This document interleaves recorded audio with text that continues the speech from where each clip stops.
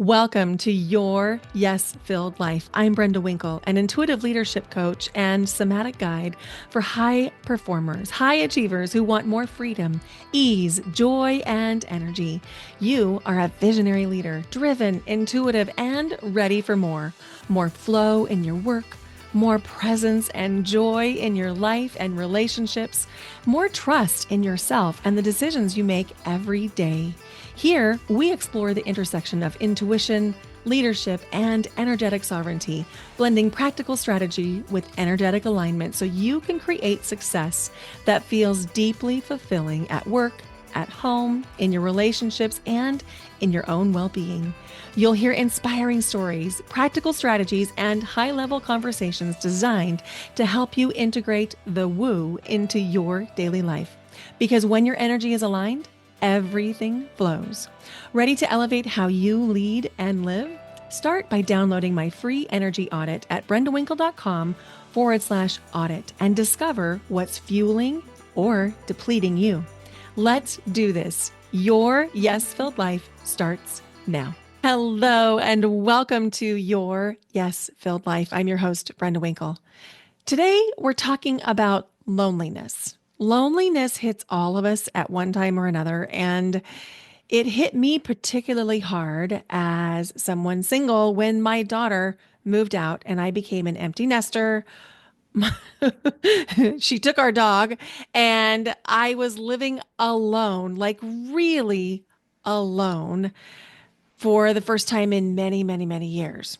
And I got so many emails and texts thanking me for sharing and offering your friendship and offering for me to text you if I ever felt that lonely again. And I can't tell you how much that meant.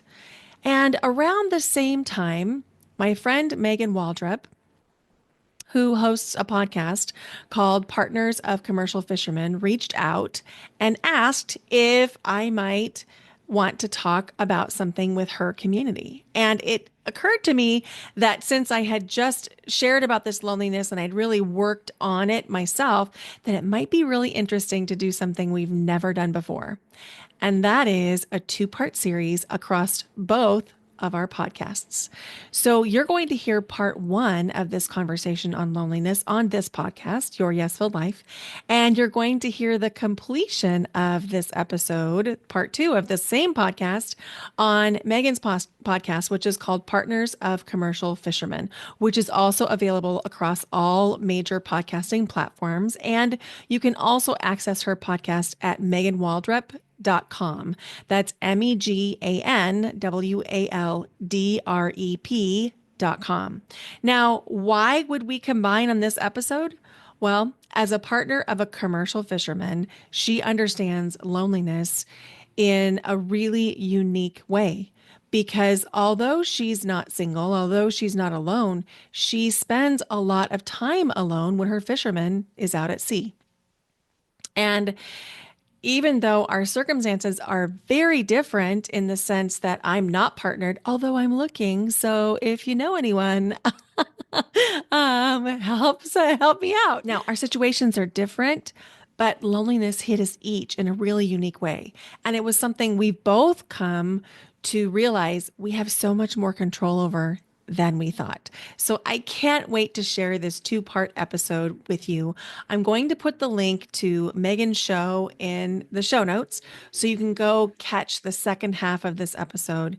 You're going to absolutely love it. If you've ever felt lonely, whether you were alone or surrounded by people, this episode is for you.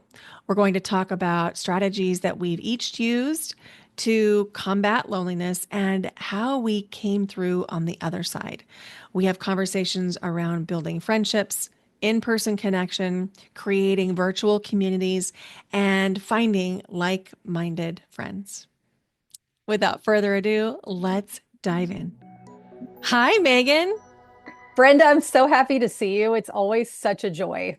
Oh It my really gosh, is. the feeling is mutual. It's just like every time I see you, I just feel like I want to smile from ear to ear. Oh, I'm so honored. That's how I feel with you. I mean, I feel like I've fangirled you for a while too. I heard about you through a podcasts where you were being super open about your experience with your business. And I thought, wow, this woman is so brave and is so strong and just incredibly intelligent. How am I going to connect with her? And then we end up being in the same mastermind, which was incredible. Yeah. Oh Oh, my that was the gosh. best. So And I just love hanging out with you. I love hanging out with you. I got that message from you that, oh, I heard you on this podcast. And I'm like, what? Somebody heard me and put together that it was me. It was one of those moments that I wasn't quite prepared for. So Right. I'm so glad that we got to know each other and then just have connected over and over and over again, just without any agenda. And I think that is so powerful when we just like connect without agenda. I love that. Me too. And what a perfect way to segue into the conversation today. Connection and then that feeling of loneliness. Mm-hmm. Mm-hmm. It can sneak up on you when you least expect it. And there you are. I mean, it really is so pronounced. And how, I guess, first of all, what do you think about the word loneliness? Like, what does that feel like to you? What comes up for you when you hear that word? Well, I think there's a couple things. One thing that comes up for me initially is the societal norming of loneliness as a bad thing, as something to be ashamed of. And so there's that running in the background because I think a lot of people are afraid to admit that they're lonely because of what they are afraid it might mean about them. And so the first thing that comes up is a challenge to that, saying that loneliness is just a state of not being with another human in a way that you don't feel seen, heard, witnessed, or have someone to share experiences with. And so you can be lonely and surrounded by people, or you can be lonely because you're alone. They're not mutually exclusive. What about for you? What comes up? Oh, that's so good. The lonely of being around people. It's like being alone in a crowd. I remember Mm, living in New York City and feeling that for sure. mhm. And yeah, if I may share the most recent story that I've experienced that I've had with loneliness was in December. So, as a little background, my husband is a commercial fisherman and we have a home in Wilmington, North Carolina, and he was fishing in California. So, over, 2,500 miles away. But you know what? I embrace this lifestyle. I saw that as a silver lining to be able to cultivate this independence and have time to myself and also have the house to myself. I mean, let's be serious. It's pretty great. But he had been gone for about 4 months and then came back for Christmas. And then it was mid-January. He had been gone for a couple weeks at that point. And I was just laying on the couch at the end of the day. And it just hit me really hard, loneliness. And I knew it was loneliness. It wasn't sadness. It wasn't depression, which I've definitely dealt with in the past, but it was loneliness. And I had a choice. I knew this could either take me and I could run down the spiral with this Mhm. feeling, or I can get curious. And that's what really helped was to figure out, oh, okay, well, this is what loneliness feels like. And then also to take inventory, is this actual reality here? Am I actually lonely? Okay, no, I have family, I have friends, I have love in my life. So this is a feeling. So it was really interesting to just kind of disconnect myself from going into the hole of loneliness, which can be such a weighted, a weighted blanket. But Mhm. also to realize, oh, this is a human experience and this is temporary. And this will pass too. And that actually did help it pass was really to admit to myself, I'm lonely, like what you said. Society makes it seem like it's a bad thing. It's like, no, it's just a human thing that Mhm. happens. Mhm. You're Yeah. pointing to something really important, which is that you can suffer from loneliness, or you can recognize loneliness and then take the next right action, whatever that is, whether it's taking inventory of the people in your life or reaching out to a friend. So, my experience with loneliness is not connected to partnership because I've been without a partner for a long time. I've been divorced since 2008 and been, without a partner since 2019. And so it's that I spend a lot of time alone, but I wasn't lonely until my daughter moved out. And she moved out in 2022 and I got hit with loneliness so profoundly that I didn't know if I was in reality anymore because I'd never experienced that kind of loneliness where I didn't even see other people and I couldn't remember how to find them. And I started to wonder, like, am I going crazy? Am I in an alternate reality? And then this box elder bug showed up in my apartment. And I was like, okay, there is something moving. There is something living. I think I'm okay. And it was so scary and profound and also laughable. Like, I'm glad a bug is here. Are you kidding me? That it really shook me up and it made me realize I have got to take some ownership here and figure this thing out. Oh, that's such a good story. Thank you for sharing that. Also, I love the bug. The bug, this bug, the savior bug. So, what were your first steps of getting out of loneliness once you had that revelation? Well, my very first step was I have to be around people. And I was like, I don't know people because I'd left my full-time teaching career just 3 months earlier. And so I had anticipated going back into a school where I'd be around literally thousands of people every day. And now I'm a solopreneur working alone, living alone. My dog had died. My daughter had taken our other dog, and I was like alone. And so I was like, okay, so step one is I need to modify my lifestyle so that I'm getting out of the house every day. Because prior to that time, I was grocery shopping once a week because that's what my lifestyle required teaching full time. So I would meal plan one day, grocery shop the next day. And so the first thing I did was I started to buy food only for 1 to 2 days at a time so that I would be forced to go out of my house. And that seemed to be so profoundly resourcing that everything began to happen after that sort of like, okay, I know where other people are, even if they're not my people. Oh my gosh, that is so good. That the fact that you were able to start a new routine for yourself and to put yourself out there literally outside in front of other people. That actually, it reminds me of a story recently. I met with one of the partners of commercial fishermen in my community in Charleston. We had coffee. It was so nice to talk face to face because this lifestyle is extremely isolating, which I could talk about later. And there's not a lot of people that can relate to it. But we had coffee and we're chatting away, and this really sweet lady next to us commented something about our outfits. Really nice. She was probably in her 60s, early 70s, really bubbly. You could tell she's one of those light people. She was just so Mhm. joyful. And we had just talked about loneliness, actually, me and my friend. And I thought, I'm going to ask this woman, in the middle of our conversation. I said, so I have a question. Have you ever felt lonely?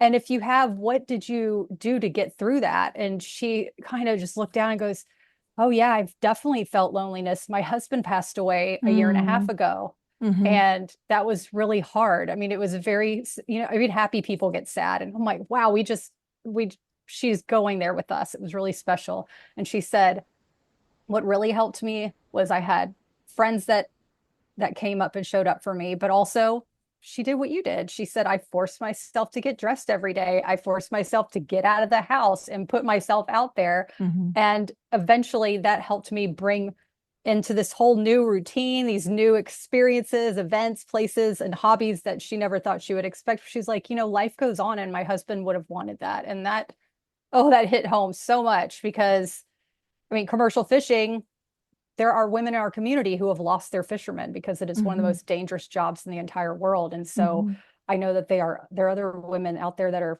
suffering from loneliness because of the loss of their partners. And yeah, it is a process Yeah.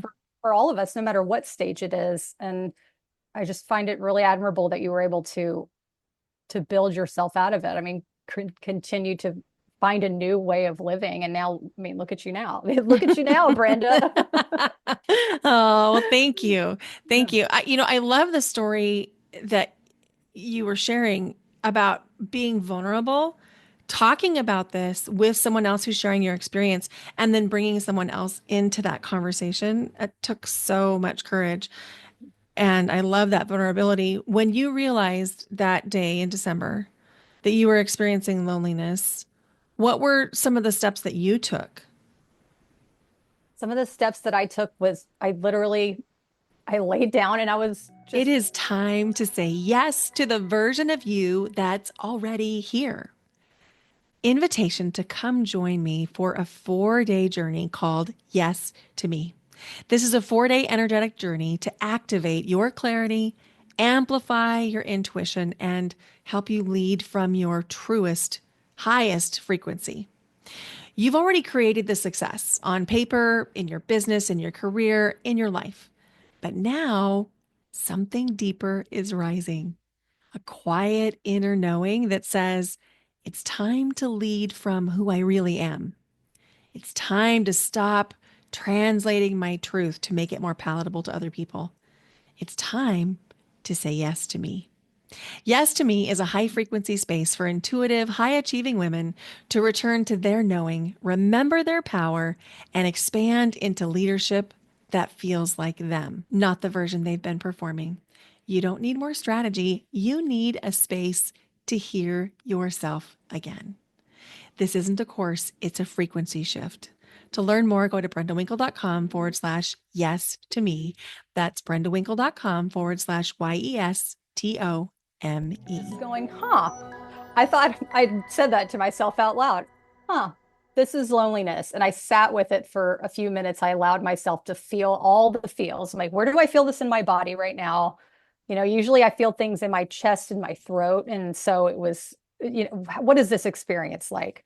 And then going through, this is temporary. Every emotion is temporary. This does not make it a reality Mhm. because, like I've said in the past, I've had depression where it's just, you can't get out of it. But there are ways, in my experience for myself anyway, to stop yourself before you go deeper because it can be Mhm. so hard to dig yourself out after you go into these mind spirals. Yes. And and so that was huge. I think I ended up texting my sister and having outside contact with people that I love and then thinking about plans that I had in the future. Like, oh, okay, life continues. This is going to be okay. And so that really helped me. It was the first time I actually admitted to myself I was lonely because, I am an independent woman. I am, Hmm. I have this house to myself and, you know, does this make me less of a strong woman if I admit that I'm lonely?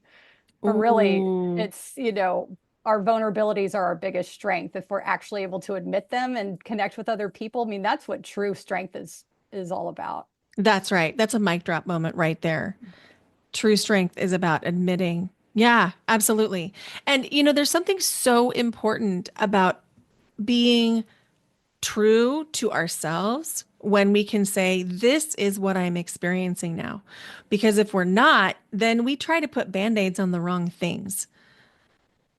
Oh yeah. That that just hit home because I'm thinking I also thought during that time was my band-aid that I used to reach for was alcohol and drugs, particularly marijuana. I would go for that and I would just kind of shut all those feelings out. But this is the first time that I actually experienced it completely sober and thought, oh yeah, no, I can get through this. It's fine. Actually, if I put a band-aid on it, it's actually going to make it way freaking worse. Hmm. As I cheers to you with my kombucha in a wine glass, by the way, because that's how I enjoy my beverages through wine glass. But I mean, truly, I mean, and I think also quitting drinking, I have quit drinking 9.5 years and recreational drugs less than that. But to about the alcohol, when I quit drinking, it was interesting because there was a kind of a loneliness feeling and thinking, oh, well, I'm not going to hang out with all the people that I used to hang out with because we shared a different type of commonality there. And also, I'm looking around. If I go to one of these parties and I'm not drinking, I'm like, why am I friends with these people? Like sometimes I'm like, I'd rather be alone than be playing in the circus right now. Like this Uh-huh. isn't actually, you know what I'm saying? Like I sometimes do. it is better to be on your own than just to be amongst people that are not your vibe. I mean, that's just a whole other hole that you kind of spiral into. Have you ever had experiences with that? Oh, yes. And so I drink very moderately or minimally. Like I enjoy wine tasting, once or twice a year. I will have the occasional glass of wine, but I spent my 30s and most of my 20s drinking away any of the uncomfortable emotions that I might be facing. And it wasn't until I went through a divorce that I was like, wait, I don't feel the urge to drink anymore. And so I still had some habits about, socializing with drinking. And when I stopped doing this social drinking, a lot of those friendships shifted completely. And I wasn't invited to things. And that was a different kind of feeling. So there was like a little bit of FOMO, honestly, because I was like, oh, I'm seeing them on social media. They're having a great time having these drinks, but I don't want that for me. And so, like you say, there was peace in knowing that I was choosing a different path. And so, even though I wasn't, socializing with them, I wasn't out at the girls' nights and things, I still felt peace. Right, 100%. And then also, those pictures that we see on Instagram, it's like, are they having a good time? If they are, I hope they are. But like, how many pictures have we faked to pretend like we're living this great life when really our lives are so much greater than any photo on Instagram could ever put across? You know what I'm saying? Like I do. the FOMO. What is the FOMO? What is it? What do they call it now? It's the Oh, JOMO, the joy. JOMO. Yes, Yes. joy of missing out. That's the party I'm a part of right now. Me too. Me too. Awesome. It's I great. I love it here. This is a Yeah. great party. And Yeah. the interesting thing is when you look at the eyes of those photos, even my own eyes, I can see genuine happiness in my own eyes now when I there was not there then. Oh, totally. I can relate to that so much. Yeah, that hits deep. I'm like, I could go off on a whole other tangent about that, but um, it's amazing what just those band-aids can do and then but also how it comes up. So if I may talk about one of the things that helps me with loneliness. Oh, this is something else I did. I totally forgot about this. I actually did a guided meditation called Meditation for Loneliness. I was like, let's get in there. I'm about to get all up in this loneliness and meditate through it. So it was a quick 10-minute meditation. And I thought, all right, we're going to embrace this. And so that was actually something else that I did. I totally forgot. But the meditation, getting further into that, one of my favorite meditation teachers, I'm sure you know Joe Dispenza. He has Hmm. incredible guided meditations. And so that is one of the main, that is a huge priority for me every morning. And it was interesting when I started doing these meditations, and some of them are very deep Kundalini exercising, all the things.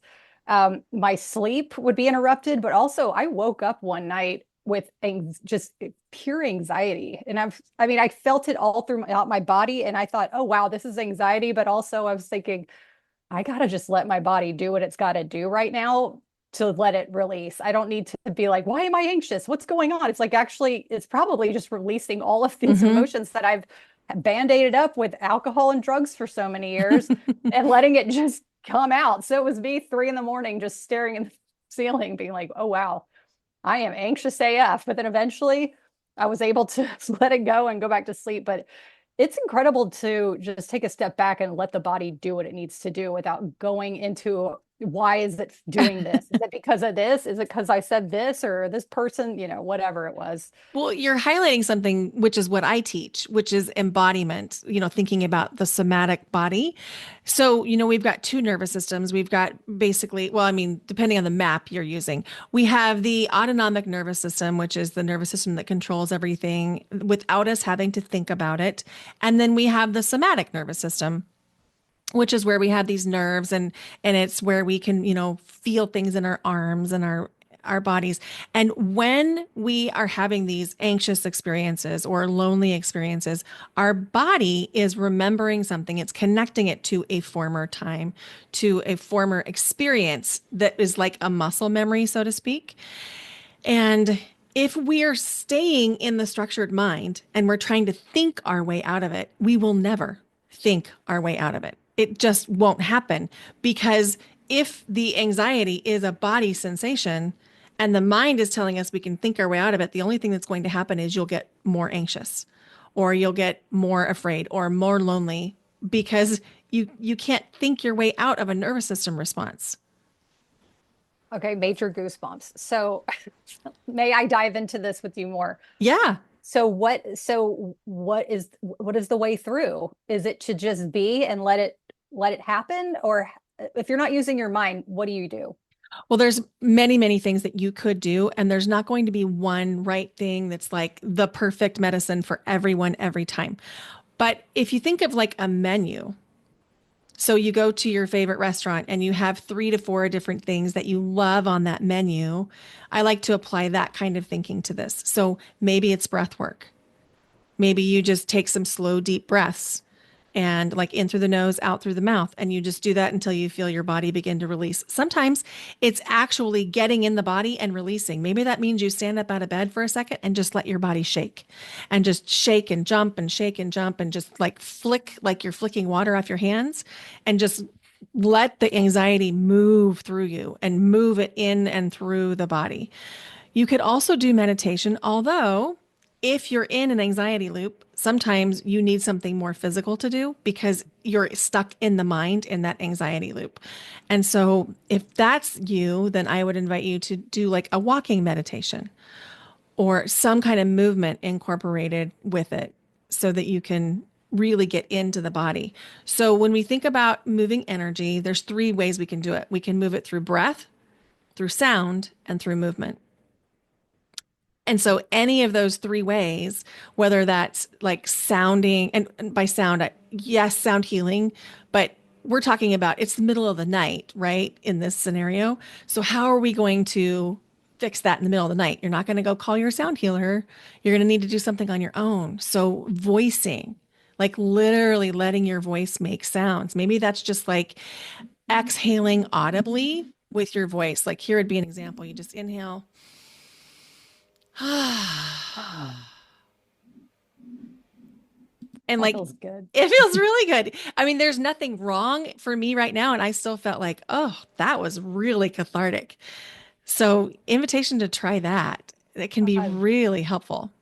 I love that you teach things that are so accessible and that people can feel that they can use immediately. You don't have to go into a 6 month, year long practice of even understanding what meditation is. You can simply return to the breath. And but the way that you describe it, because we hear that a lot. If you're into the spiritual world, you hear about breath and all the different modalities. But the way that you describe it, it just you make it feel so comfortable and you make it feel like we don't need there's no barrier for entry with you. And I really appreciate how accessible you make that for everyone. So thank you Mhm. for that. Thank you for saying that. I received that because it's with great intention that I try and remove any barrier to entry because we all can breathe and we all deserve to feel better. We all deserve to feel safe in our bodies, no matter what is happening in our lives, no matter what political affiliation we have. We all deserve that. And especially right now when things are tense and scary, one of the most impactful things that we can each do is make sure our own nervous system is regulated so we can make very clear, mindful, intentional decisions around what to do. Yes. And I love that also the knowledge of knowing it's a practice. We're not one day going to wake up and say, and I'm quote unquote fixed. I'm great. Everything's wonderful. My nervous system, I know where that switch is. It's like, oh no, the practice. And that actually kind of goes back to well, definitely goes back to loneliness. And it reminds me of my favorite piece of advice my mom ever gave me, which is the greatest gift you can give yourself is learning to be by yourself. And Mm. she said that to me before I moved to California. I packed my car up. This is like when I quit drinking. I was like, I need to get the F out of Charleston, South Carolina. I love it there. Don't get me wrong. But at that moment, I was drowning in so many ways. And so I packed my car up. I drove to California for a new life, headed out west. And that quote stuck with me so much because I thought if I'm able to be by myself, I will never be alone. I will always be okay, no matter how old I am. And I mean, to go to a point where I don't mean to sound morbid, but at the same time, we exit this life alone. Even if we're surrounded by people, we're the only ones going through that experience by ourselves. And if we're able to have these practices throughout our lives right now, that's going to make that journey so much more not not as of course beautiful, but also almost exciting in a sense of going, I'm ready to go to this next dimension, this next level, because I don't have fear in that way. I've practiced this and I've been here before. And now Mhm. I'm about to go really into the next level. So Oh, I love that. And I want to dive into your story about moving from South Carolina to California in just a second. Maybe we'll put that on your podcast where we can would finish love it. that story because I really want to dive into that because that is the essence of the yes filled life when you do something that is a little bit scary, but it's scary in a good way. But before we close this portion, I just want to offer that there is a futurescaping meditation available on my website that includes breath work. And so it's just like a 7 minute deep dive, which you wouldn't think 7 minutes could be that deep of a dive, but you'd be surprised. And you can access it at brendawinkle.com/feel better, all one word or lowercase. And so go grab that meditation, just practice, breath work, see if it works for you and you can make it your own. And then when we pick this back up on Megan's podcast, Partners of Commercial Fishermen, we're going to dive into Megan's story about how she drove from South Carolina to California to start a new life. So we'll see. This conversation is pure gold. And remember, it's not done yet. You can find the second half of this episode on Megan's podcast, Partners of Commercial Fishermen. Now, Megan and I know that there's a lot of people in the world who are facing loneliness. So, if this episode resonated with you, would you please consider sharing it with someone you care about and going to give the podcast your 5-star rating wherever you're listening? And I'll see you over on Megan's podcast. Bye for now. Until next time.